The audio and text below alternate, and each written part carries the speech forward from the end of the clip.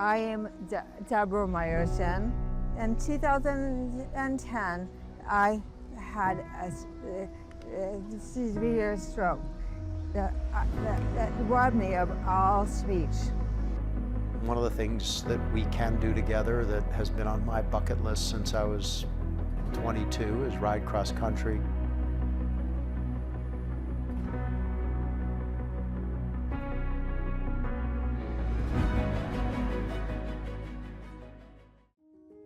She did things very out of the box and maybe less ordinary than her group of friends used to do. She took her kids out of school and went and homeschooled them and sailed around the world with her kids for a year, took them 3 young kids out of school.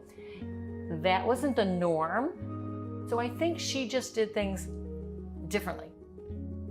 I remember when I moved to Boston, I went to the MIT Sailing Pavilion and saw the trophies up there for Deborah Meyerson, and that was pretty inspiring. Deb, during our business school days, was always just full of life. Always has been, still is. But always game to do anything. Very much of an adventure seeker, big time skier, biker, very, very active, very athletic. I met Steve after business school. Steve's always just been such a kind person, a good listener, also likes to seek out adventure, loves to bike. The thing about Deb that attracted me from the beginning is, and it sort of sounds cliche, but work hard, play hard. She was serious and totally committed to what she believed in professionally, getting a PhD, becoming a professor. She was a hardcore feminist and wanted to make a difference in that world.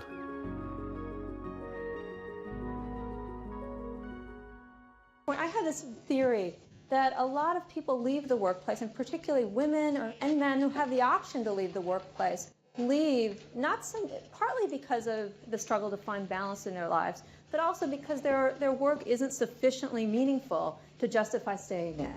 Deb and I met when she was my TA, first quarter in business school. She was getting her PhD in organizational behavior, and I was a fresh on Stanford campus MBA student. It was on a ski trip that Sparks first flew.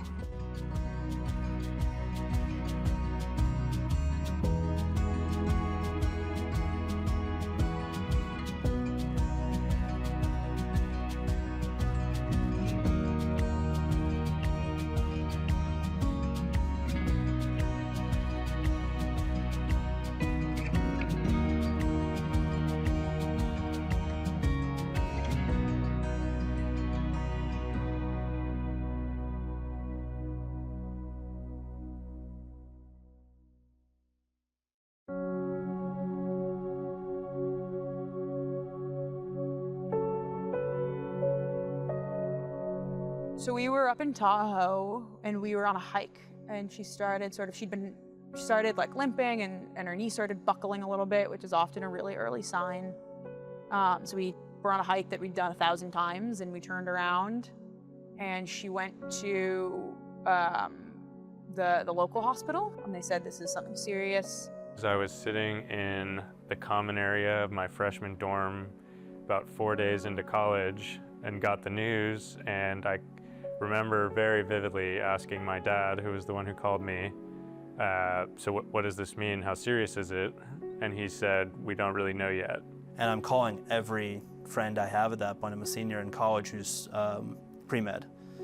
Of course, they don't know anything, but to me, they're the closest thing I know to a doctor. Finally, one of them was like, well, you know, it could be a stroke. It's not necessarily a stroke, but it's the loss of some brain cells. So at first she lost more use of her leg, and then it was her arm, and then her speech got a little bit slurred, and then it was harder for her to string long thoughts together, and then she couldn't speak in sentences, and then she couldn't speak at all.